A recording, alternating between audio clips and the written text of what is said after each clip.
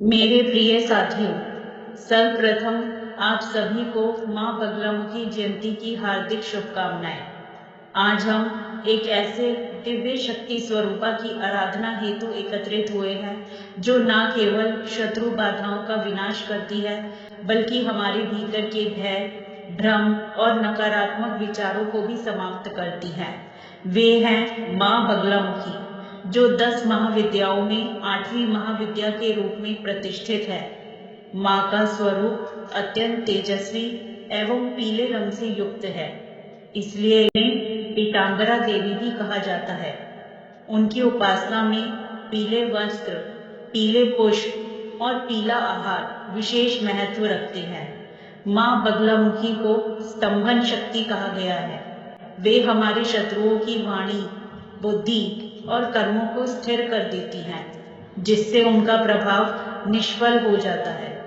माँ बगलामुखी जयंती के पावन अवसर पर श्रद्धा और नियम पूर्वक पूजा करने से साधक को विशेष सिद्धि, शत्रु बाधा से रक्षा और मानसिक बल की प्राप्ति होती है। इस दिन प्रातः काल स्नान करके पीले वस्त्र धारण करें और शांत मन से पूजा स्थान पर पीले वस्त्र का आसन बिछाएं। माँ बगलामुखी की प्रतिमा को स्थापित करें और उनके समक्ष दीपक जलाकर पूजा का संकल्प लें।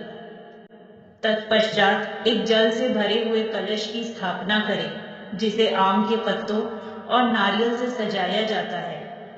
माँ को पीले पुष्प, हल्दी, कुमकुम, चंदन, धूप, दीप और नैवेद्य जैसे बेसन के लड्डू या केसर मिश्रित खीर अर्पित करें। पूजा के दौरान ओम ह्रीं बगलामुखे नमः मंत्र का कम से कम 108 बार जाप करें। जाप के लिए हल्दी की माला का प्रयोग शुभ माना जाता है। यदि संभव हो तो इस दिन मौन व्रत रखें और पूजा के पश्चात माँ बगलामुखी की आरती एवं चालीसा का पाठ करें। पूजा पूर्ण होने के बाद नैवेद्य बांटें। पीले वस्त्र, हल्दी या पीले फलों का दान करें और ब्राह्मणों को यथाशक्ति दक्षिणा दें। माँ बगलामुखी की आराधना मन, वचन और कर्म को स्थिर करने वाली होती है। अतः इस दिन की गई पूजा साधक के जीवन में विशेष फलदायक मानी जाती है। जय माँ बगलामुखी।